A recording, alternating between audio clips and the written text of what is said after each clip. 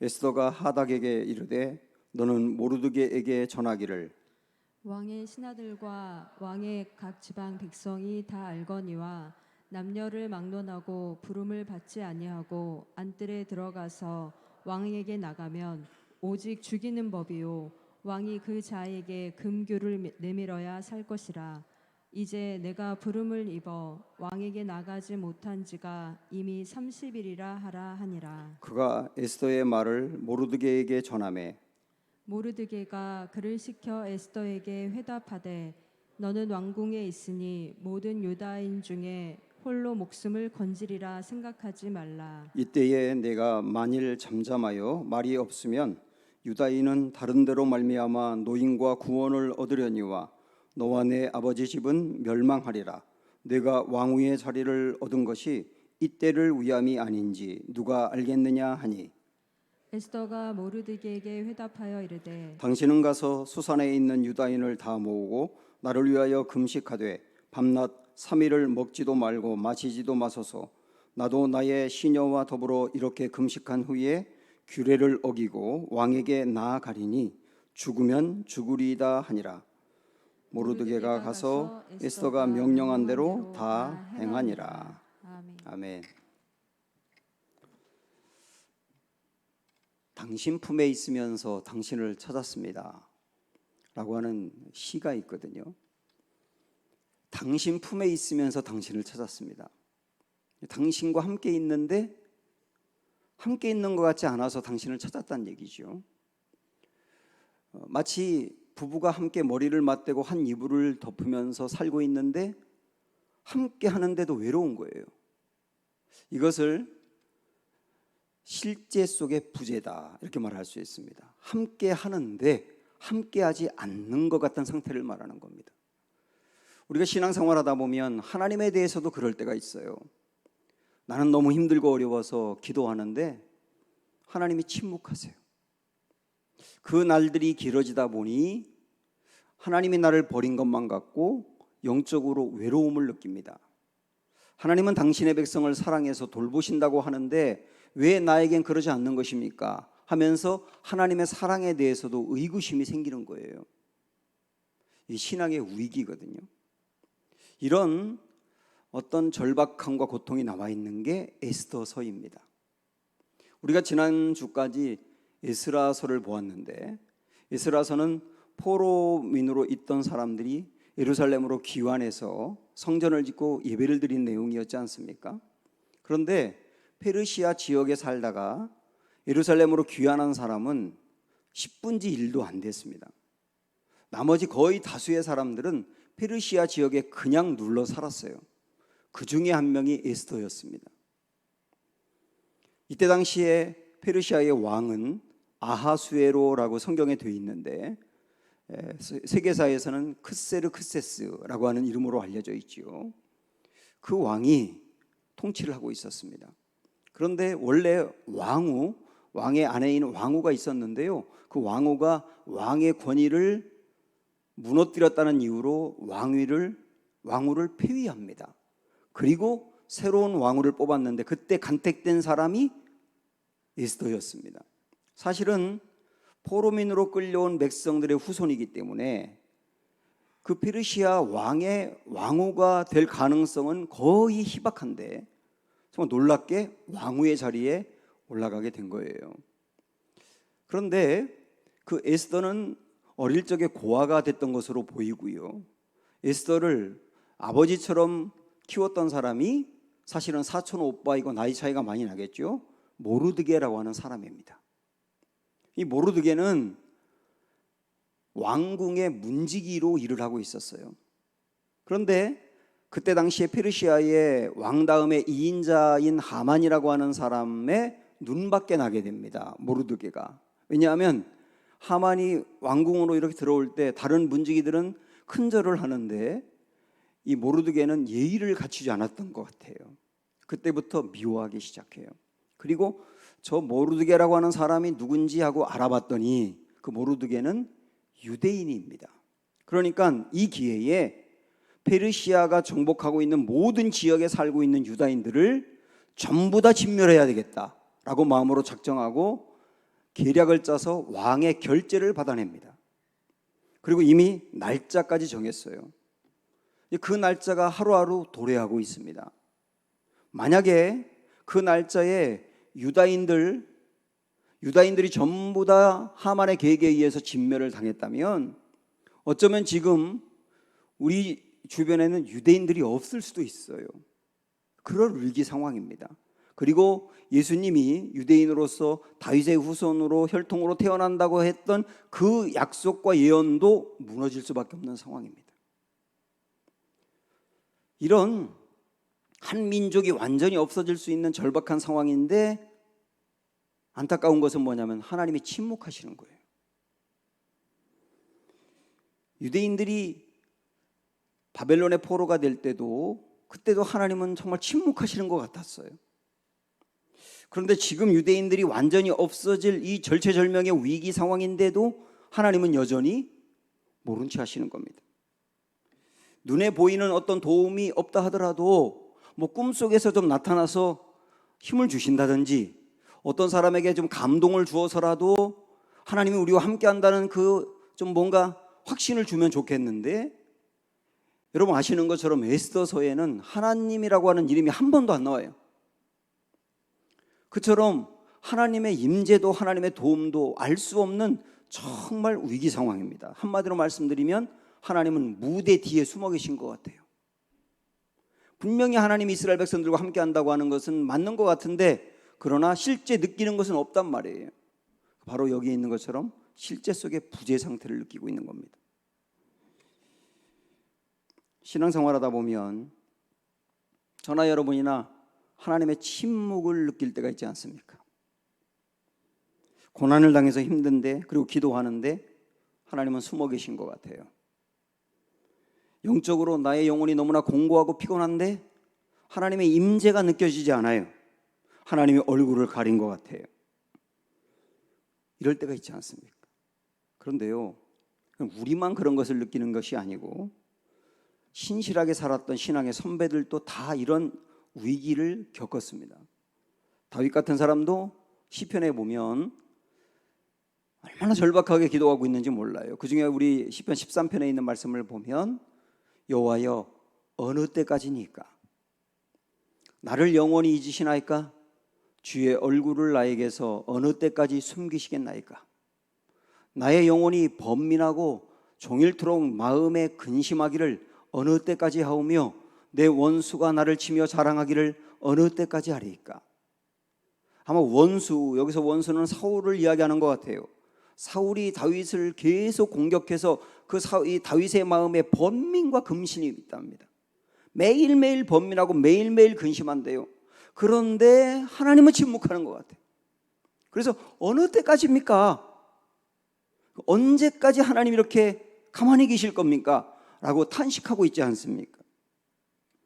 테레사 수녀도 지인에게 했던 편지에서 지속적으로 하나님의 임재를 느끼지 못하겠다, 정말 하나님이 나와 함께 하는지 모르겠다, 그런 고뇌를 표현한 내용들이 발견됐거든요. 그렇게 훌륭한 분들도 이런 영적 암흑의 상태와 하나님의 침묵의 상태를 겪었단 말입니다. 이런 하나님의 부재 상태가 나의 잘못으로 생길 수도 있어요. 그런데 꼭 그런 것만은 아닙니다. 신앙생활하는 과정에 다 있을 수 있는 과정이에요. 필립 얀시라고 하는 분은 이런 말을 했거든요. 사람과 사람 사이의 관계가 좋았던 때가 있고 나빠지기도 하는 것처럼 하나님과 우리 사이의 관계도 좋을 때도 있고 잘 관계의 사랑을 느끼지 못하고 멀어질 때도 있다, 그렇게 이야기를 하면서 이때가 신앙의 위기이기도 하지만 한편으로는 신앙이 성장하는 시기도 된다, 이런 말을 했거든요. 제가 이 말을 이렇게 묵상을 해봤더니 하나님의 임재가 느껴지지 아니하며 하나님이 침묵하는 것 같을 때 왜 성장이 될까 하고 생각을 해봤거든요. 그럴 때 우리는 진지하게 나 자신과 나의 삶을 정말 돌아보게 됩니다. 그렇지 않습니까? 나를 돌아보게 돼요. 돌아보면서 깨닫고 변화되고 성장하거든요. 한편으로 하나님에 대한 갈급함이 더 생기기도 하고, 그 다음에 하나님을 믿고 신앙생활을 한다는 게 느껴지지 않을 때는 정말 이게 하나님을 만난다고 하는 게 실제 무엇인지, 진짜 내가 하나님을 만나는지 아니면 하나님을 만나지 않고 그냥 피상적으로 신앙생활을 하는지를 알겠더라고요. 오히려 하나님의 부재 상태에서 말이죠. 그런 것들이 우리를 성장시킨다고 말하는 게 아닌가 싶습니다. 클로이드 맥클렁이라고 하는 분은 비슷하게 이 위기 상황을 이렇게 묘사합니다. 제가 그대로 한번 읽어드릴게요. 어느 날 아침 눈을 뜨니 모든 영적인 느낌이 사라졌다. 기도하지만 아무 일도 일어나지 않는다. 악마를 꾸짖지만 아무런 변화도 일어나지 않는다. 영적인 행동을 한다. 친구에게 기도를 부탁하거나 생각할 수 있는 모든 죄를 고백하고 모든 사람들에게 용서를 구하고 다닌다. 그리고 금식을 한다. 하지만 여전히 아무 일도 일어나지 않는다. 이 영적인 슬럼프가 얼마나 오래 갈지 궁금해지기 시작한다. 며칠, 몇 주, 몇 달, 끝은 날까? 마치 기도가 천장에서 튕겨져 떨어지는 것 같다. 도대체 내 문제가 무엇인가? 그러면서 이렇게 이어서 말합니다. 사실 우리에게 꼭 어떤 문제가 있어서 그런 것이 아니다. 그것은 하나님과의 관계에 있어서 아주 정상적으로 일어나는 시험과 성숙을 위한 과정일 뿐이다. 모든 크리스천은 최소한 한 번씩, 그리고 보통은 여러 번 이런 과정을 겪는다. 고통스럽고 당황스럽지만 우리의 믿음이 발전하기 위해서 꼭 필요한 과정이다. 있을 수 있다는 거예요. 이렇게 보면 굉장히 중요한 것이 뭐냐면, 신앙은 하나님이 계시지 않은 것처럼 보이는 상황에서도 하나님의 실제를 느끼는 거예요. 이게 신앙이에요. 에스더서의 주제, 바로 이것입니다. 하나님의 부재 상태, 하나님이 계신 것 같지 않아요. 하나님의 부재 상태, 그러나 그 부재 상태에서도 실제하시는 하나님을 느끼고 고백하는 것, 이게 바로 에스더서의 주제거든요. 이것을 오늘 설교의 제목같이 이야기한다면 부재 속의 실제인 것이죠. 하나님이 안 계신 것 같은 부재 상태 속에서도 실제 하나님을 느끼고 그 하나님으로 인하여 힘을 얻는 것, 그게 부재 속의 실제거든요. 이게 굉장히 중요한 신앙생활입니다. 무대 뒤에서 하나님이 역사하고 있다는 것을 경험하는 것이죠. 무대에는 안 보여 하나님이. 근데 무대 뒤에선 하나님이 역사하고 있다는 걸 아는 거예요. 모르드게가 바로 이 믿음을 갖고 있었습니다. 모르드게가 이 위기 상황, 앞에서 제가 말씀드린 유대인 전체가 진멸할 수도 있는 위기 상황, 이 위기 상황을 놓고 이걸 어떻게 해결할까 하다가 에스더에게 편지를 써서 사람을 보냅니다. 이때 당시까지 에스더는 왕으로 있으면서도 유다인들이 이 위기에 빠져 있는 것을 모르고 있었어요. 그래서 에스더에게 하는 말이 뭐냐면, 당신이 왕에게 나아가서 우리를 도와달라고 해라.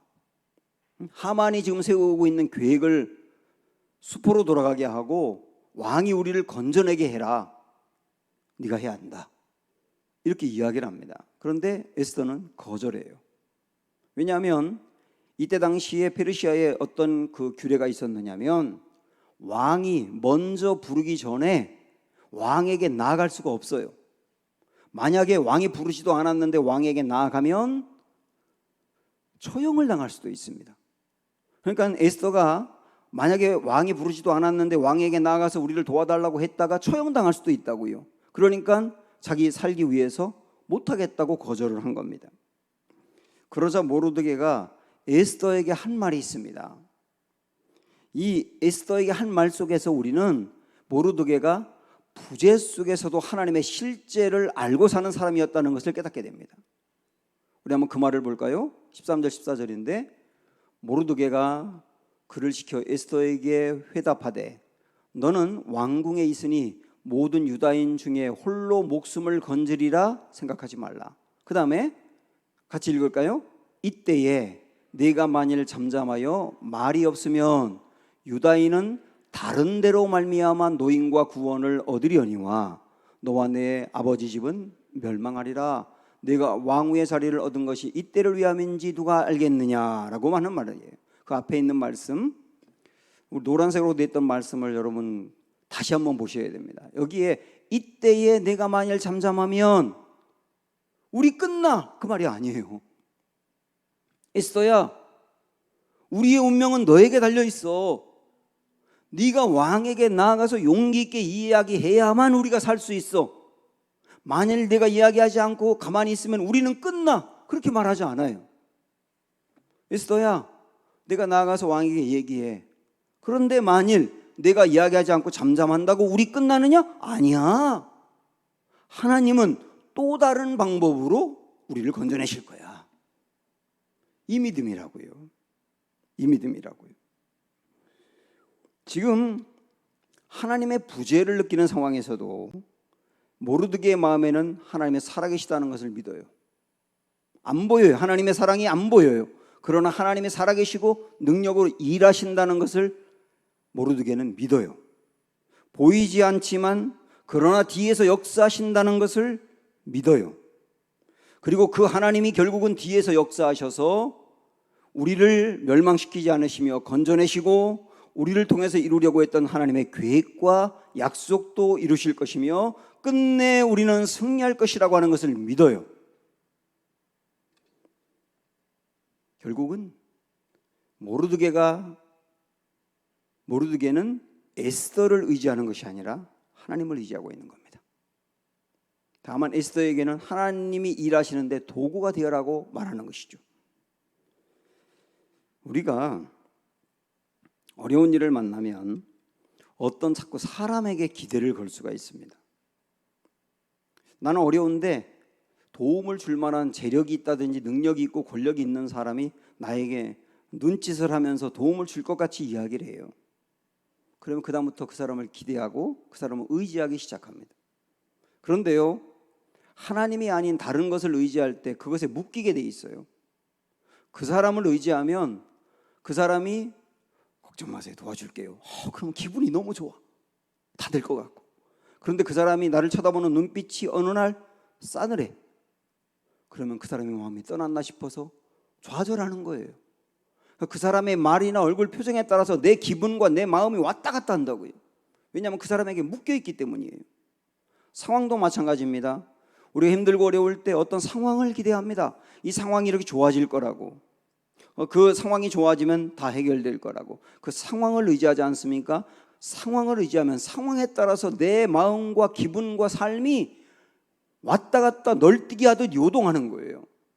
상황이 좀 좋게 돌아가면 그냥 기분 좋고 다 된 것 같고, 상황이 조금만 꼬이면 망한 것 같고, 이게 사람과 상황을 의지하는 사람이 겪는 아픔이라고요. 우리는 사람이든 상황이든 그것에 끌려다닐 필요가 없습니다. 그 사람이나 그 상황에 대해서 기대하는 것처럼 되는 것도 아니에요. 에스더서는 심히 불안한 상황에서도 결국 도움은 여호와에게서 있다. 이것을 우리에게 분명히 보여주는 거예요. 실제 다음 주에 보겠습니다마는 하나님이 어떻게 도와가시는지 우리는 확인하게 될 거예요. 우리는 하나님의 부재 상태, 하나님이 안 계신 것 같고 돕지 않는 것 같은 부재 상태에서도 하나님의 실제를 볼 수 있는 눈과 그 확신이 우리에게 있기를 축원합니다. 여러분, 이 확신이 얼마나 중요한지 아세요? 바울이 로마서 8장에서 고백하고 있는 내용을 봅니다. 저는 성경에서 가장 중요한 한 장을 찾으라 그러면 사실 로마서 8장을 찾거든요. 거기에는 성경 전체 내용이 압축되어 있어요. 로마서 8장 28절에서 그 유명한 이 고백을 바울이 합니다. 같이요, 시작. 우리가 알거니와 하나님을 사랑하는 자 곧 그의 뜻대로 부르심을 얻은 자들에게는 모든 것이 합력하여 선을 이루느니라. 이 확신이에요. 설령 지금 나를 둘러싸고 있는 환경이 너무나 형편없다 하더라도 형편없는 이 상황까지도 하나님은 요리하시고 다듬어서 선한 결과를 만드실 것이다 라고 하는 확신. 이 확신이 바울을 어떤 상황에서도 든든히 서게 한 거예요. 31절 32절에 보시면 그런즉 이 일에 대하여 우리가 무슨 말하리요? 만일 하나님이 우리를 위하시면 누가 우리를 대적하리요? 같이요 자기 아들을 아끼지 아니하시고 우리 모든 사람을 위하여서 내주시니가 어찌 그 아들과 함께 모든 것을 우리에게 주시지 아니하겠느냐. 바울에게 있는 이 확신을 보세요. 우리 하나님은 사랑의 하나님이고 나를 정말 사랑하시는 하나님인데 어느 정도 나를 사랑하시느냐? 당신의 아들까지 나를 위해 내주셨어요. 그럼 다 줬단 얘기죠. 하나밖에 없는 아들까지 내줬다는 말은 다 줬단 얘기죠. 그걸 확신하는 겁니다. 그러니까 바울이 뭐라고 고백하느냐 하면 아니 아들까지 내주신 하나님이 못 줄 게 뭐가 있겠느냐는 거예요. 그런데도 안 주신다면 안 주는 이유가 있는 것이지. 이 확신, 아들까지 내주실 정도로 다 주신 하나님이 나의 하나님이야 라고 하는 확신, 이것이 바울을 어떤 경우와 상황에서도요 담대하게 하는 겁니다. 이 확신을 갖다 보니 그 다음에 이런 고백이 또 나오는 거예요. 35절에 보면 누가 우리를 그리스도의 사랑에서 끊으리요? 환난, 곤고라고 하는 말은 뼈가 마를 정도로 고통스러운 상태를 말해요. 박해, 기근, 적신이란 말은 내 몸을 발가벗길 정도로 다 잃어버리고 아무것도 없는 것 같은 상황이죠. 그리고 위험이나 칼이랴. 내가 이런 상황, 환난, 공고, 박해, 기근, 적신, 위험, 칼 이런 상황을 만났다 하더라도 아들까지 내주신 하나님인데 나를 버리겠느냐? 나를 그냥 놔두겠느냐? 나를 포기하겠느냐? 누가 하나님의 그 사랑을 막아? 누가 하나님의 그 사랑을 방해해? 아무도 막을 자도 방해할 자도 없어. 하나님이 나를 그렇게 사랑해 라고 한 확신, 이것이 바울을 견고하게 했다고요. 확신이 우리를 견고하게 하는 겁니다. 여러분이 가정에 어려움을 당했다 한번 생각을 해볼까요? 여러분 가정에 어려움이 있다면 가장이 정말 든든히 서셔야 합니다. 하나님이 부재 상태 같을 때에도 무대 뒤에서 하나님이 일하고 계신다는 확신을 가장이 가지시고, 아들까지 내어주시는 하나님이 못 줄 것이 뭐가 있느냐라고 하는 확신이 가장 안에 있을 때 가장이 흔들리지 아니하며 가족들에게 이렇게 말할 겁니다. 우리 가정 절대 망하지 않아. 우리 가운데 주님이 계시는데 누가 우리 가정을 흔들어? 여러분이 그렇게 이야기할 때 여러분 가정은 얼마나 안정되겠습니까? 내가 어떤 경우에 있든지 하나님을 확신하고 신뢰해야 합니다. 오늘 우리가 맥주감사주의를 보내고 있는데 사실 감사는 말입니다. 하나님의 부재 상태 같은 상황에서도 뒤에서 하나님이 살아계시며 일하신다고 하는 실제를 느끼며 고백할 때 그때 감사가 나오는 거예요. 모르드게는 에스더가 동참하지 않아도 하나님은 또 다른 방법으로 우리를 구원해 내실 거라고 하는 믿음을 갖고 에스더에게 이야기를 했어요. 그 에스더의 말은 에스더를 모르드게는 그 다음에 이렇게 또 이야기하면서 깨웁니다. 자, 우리 그 다음 나온 말씀 14절 보시면 이때에 내가 만일 잠잠하여 말이 없으면 유다인은 다른 데로 말미암아 노임과 구원을 얻으려니와 너와 내 아버지 집은 멸망하리라. 내가 왕위의 자리에 얻은 것이 뭐라고 그랬어요? 이때를 위함이 아닌지 누가 알겠느냐라고 하는 말이죠. 우리가 진짜 하나님이 부재한 것 같은 상황에서도 실제하는지를 여러분 보고 싶으시죠? 그냥 확신을 가져야 된다는데 그냥 확신이 그냥 생기는 게 아니라 정말 보고 싶지 않습니까? 그래야 확신이 분명하지 않습니까? 우리는 언제 하나님의 부재 상태에서도 실제한다는 것을 볼 수 있느냐면 내가 하나님의 역사에 용기를 갖고 동참할 때예요. 내가 용기를 갖고 하나님의 역사에 동참할 때 그때 하나님이 정말 실제하는구나 하는 걸 경험하게 되는 겁니다. 이 말은 내가 하나님의 역사에 동참하지 않으면 하나님은 내가 안 했으니까 안 하셔, 이런 의미가 아니고 하나님은 하세요. 하나님은 어떤 경우든지 일하세요. 그런데 내가 동참할 때 내가 그 하나님을 경험한단 말이에요.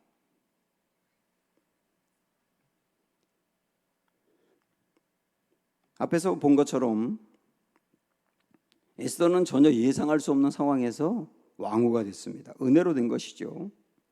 그것에 대해서 모르드게가 에스더에게 뭐라고 말하냐면, 에스더, 너 왕후의 자리에 올라갈 수 없는 상황인 거 너도 알고 나도 알고 다 알지. 그런데 내가 왕후의 자리에 올라간 이유가 뭔지 알아? 바로 이때를 위함이야. 너 혼자 잘 먹고 잘 살라고 하나님이 그 자리를 올려주신 게 아니야. 바로 이런 일이 있을 것을 하나님이 미리 아시고 이 상황에서 우리를 건져내시라고 하나님이 너를 미리 왕후의 자리에 올려주신 거야. 그런 얘기거든요. 그러니까 모르드게의 이 말은 좀 다르게 표현한다면 에스더가 왕후의 자리에 올라간 것 자체가 성공이 아니라는 거예요. 에스더가 왕후의 자리에 올라간 것은 성공이라고 볼 것이 아니라 이때를 위한 사명이라고 보라는 거예요. 이것은 세상 사람들의 인식과 굉장히 다른 겁니다. 일반적으로 세상 사람들은 왕후의 자리에 올라가는 것 자체를 그냥 성공이라고 생각을 해요. 거기 올라가면 성공이야. 그런데 하나님의 백성들은 그렇게 보지 않아요. 어떤 자리에 올라간 것 자체가 성공이 아니고 그 자리를 주신 이유는 이때를 위함이라고 여기며 사명으로 붙드는 겁니다. 성공을 사명으로. 그게 하나님의 백성들이 아닌 거예요. 굉장히 중요한 말씀이죠. 만약에 하나님이 성도에게 좋은 의수를 주어서 사람을 고치게 했다고 하면 의수를 가진 그 의사라고 하는 게 성공이 아니고 바로 내게 찾아오는 환자들을 보면서 이때를 위해서 이걸 주었구나라고 사용하는 거예요. 만약에 하나님이 나에게 다른 사람보다 더 많은 물질을 주었다고 한다면 그 물질을 가지고 혼자 더 잘 먹으라고 주신 게 절대 아니고 그 물질은 바로 이때 어려움 당하는 학생들, 어려움 당하는 사람들, 이 사람들을 도우라고 세우라고 주신 이때를 위함이구나라고 받아들이는 거예요. 하나님이 어떤 부분에 열정을 주시기도 했고 내게 재능을 주시기도 했어요. 그러면 그 열정과 재능을 내게 주신 이유는 바로 이때를 위함이다 라고 받아들이는 거예요. 정말 하나님이 내게 주신 재능, 은사, 장점, 자리, 위치, 성공, 그 모든 것들을 이때를 위함이라고 사용할 수 있는 사람이 되려면 누가 가능하냐면 내가 이 자리에 올라오고 이 자리에 차지하고 이렇게 가진 것은 정말 하나님의 은혜라고 하는 것을 아는 사람이에요. 에스더에게 제가 앞에서도 계속 몇 번 언급했지만 에스더가 지금 왕후의 자리에 절대 올라갈 수 있는 사람이 아니거든요. 그런데 에스더가 그 자리에 올라간 것은 네가 잘나서가 아니라 바로 이때를 위해서 하나님이 배치한 거야 라고 하는 걸 깨닫게 한 거예요. 모르드게가. 그 말은 뭐냐면 야, 내가 이 자리에 올라온 것은 은혜였구나 하는 걸 정말 알게 한 겁니다. 은혜라고 하는 것을 아는 사람이 이때를 위해서 쓸 수 있는 사람이에요. 그런데 은혜라고 하는 사람을 모르면, 은혜라고 하는 것을 모르는 사람은 내가 지금 가지고 있는 걸 왜 저 사람을 위해서 써야 돼? 내가 노력해서 얻은 건데 왜 내 것을 나누어 줘야 돼? 아니 내가 즐기고 내가 누리면 되는 것이지 왜 이것을 위해서 내가 희생해야 돼? 이렇게 나간다니까요. 은혜 의식이 있지 아니하고서는 이때를 위함인지로 나갈 수가 없는 거예요. 이때를 위함이 아닌지 여러분 이 문구를 꼭 마음에 새겨보세요. 한번 따라해 보시겠어요? 이때를 위함이 아닌지. 이걸 마음에 새겨라. 이것도 따라 안 하십니까? 이거 하나라도 따라 해보세요. 정신 차리고. 이때를 위함이 아닌지. 그거를 늘 마음에 새기시라고요. 늘 마음에. 내가 진짜 힘들고 어려울 때 그때 버뜩 기억나는 말씀이 있을 겁니다. 그리고 찬양이 있을 거예요. 그때 여러분 아세요. 아, 그때 나에게 이 말씀으로 은혜 부어주신 것, 이 찬양으로 은혜 받게 한 것이 바로 힘들고 어려운 이때를 위함이구나 라고 적용하며 힘을 내는 거예요. 이때를 위함이 아닌지라고 하는 걸 마음에 새기는 사람은 심지어 지금 내가 겪고 있는 비극적인 사건이라든지 슬픔까지도 다른 사람에게 유익을 주는 도구가 될 수 있다는 것을 믿습니다. 하나님은 나의 성공이나 내가 노력해서 얻은 열매나 사람들로부터 받는 환호나 영광, 그런 것들도 사용하십니다. 그런데 하나님은 성공이 아니라 나의 실패나 열심히 노력했는데도 열매를 거두지 못해서 좌절해 있는 상태나 다른 사람으로부터 주목을 받지 못하고 오히려 상처를 받고, 그리고 쓰라린 과거의 아픔까지도 다 주님의 나라를 위한 도구로 사용하세요. 어떤 경우와 상황도 다 사용하신다고요. 이전 교회에서 청소년 시기에 정말 방황을 심하게 한 친구가 있었습니다. 힘도 세가지고 매일 애들을 두드려 패고 사고치고, 그래서 껄핏하면 경찰서에 끌려가고, 그럼 학교 선생님과 두 부모가 찾아가서 싹싹 무릎 꿇고 그 아이를 건져내고, 그리고 부모가 사고를 쳐가지고 치른 돈만 해도, 그 아버지가 제게 그랬어요. 우리 아들 때문에 내가 보상해 준 돈만 해도 아파트 한 채 값은 된다고. 그렇게 사고 뭉치였어요. 근데 얘가 주님을 만나고 난 다음에, 그 다음에 방황하고 있는 청소년들을 보면 견딜 수 없어 하는 거예요. 그래서 그 아이들을 붙들고 이야기하고, 어떤 때 막 부둥켜 안고 울고, 또 이러면 정말 안 된다고 말하고, 그러면서 청소년, 방황하고 있는 청소년 아이들을 올바른 곳으로 인도하는 사람이 되더라고요. 어떤 교회학교 교사는, 여자 교사는 청소년 시기에 가출을 밥 먹듯 했답니다. 나중에 마음을 가다듬고 교회학교 교사가 됐거든요. 이 교사는 청소년부를 맡으면서 청소년부에서 뒤떨어지고 있는 아이들, 방황하고 있는 아이들, 그런 아이들을 막 그 뜨거운 심장으로 사랑하는 거예요. 그리고 그들을 치유하는 거예요. 모범생으로만 살았던 사람이 할 수 없는 일을 이 사람이 하는 거예요. 그러니까 나의 과거의 아픔이나 숨기고 싶은 이야기나 쓰라린 상처마저도 하나님의 손 안에서 다 사람을 세우고 살리는 하나님 나라의 도구가 될 수 있다고요. 그래서 여러분들이 과거에 그 아팠던 것뿐만 아니라 지금 겪고 있는 여러 가지 어려움마저도 어떻게 생각하느냐면, 이것마저도 이때를 위함인가 보다, 이때를 위함인가 보다 라고 용기를 갖고 쓸 때, 그때 하나님의 실제를 경험한다는 얘기예요. 오프라 윈프리라고 하는 유명한 미국의 여성이 이런 말을 했습니다. 여러분 앞에 스크린 보시면 문구가 나와 있는데, 남들보다 더 가진 것이 있다면 그것이 축복이 아니라 사명이다. 남들보다 더 아픈 상처가 있다면 그것이 고통이 아니라 사명이다. 남들보다 더 설레는 것이 있다면 그것은 망상이 아니라 사명이다. 남들보다 더 꿈이 있다면 그것은 강요가 아니라 사명이다.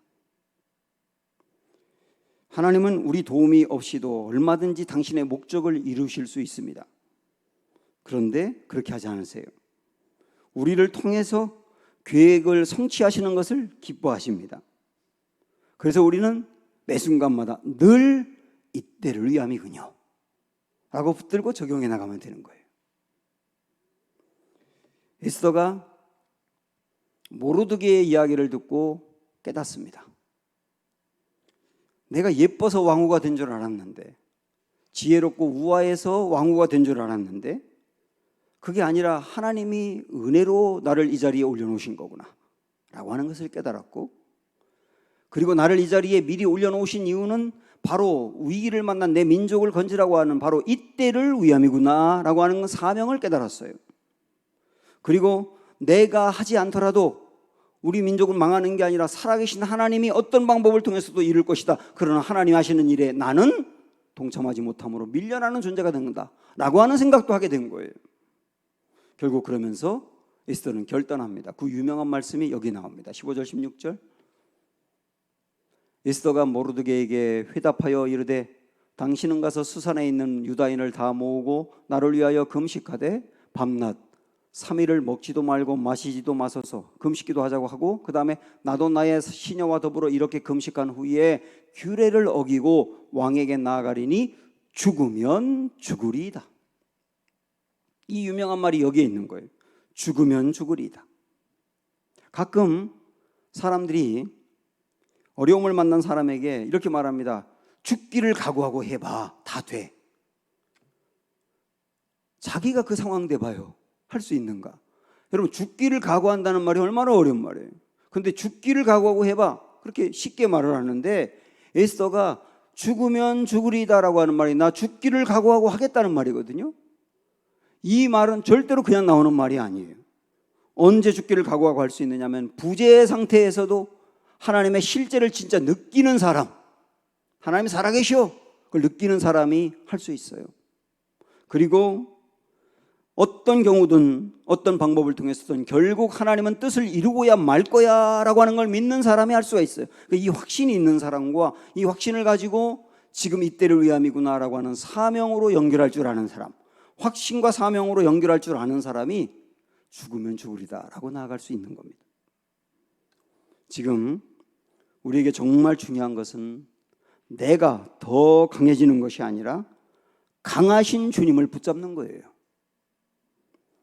주님은 우리가 볼 수 없을 때조차 우리 가운데서 일하고 계십니다. 이걸 붙들고 나아가는 게 우리에게 오늘 중요하다고요. 정말 보이지 않는 곳에서도 하나님 역사하시는가? 다음 시간에 보도록 하겠습니다. 찬양할까요? 아무것도 두려워 말라.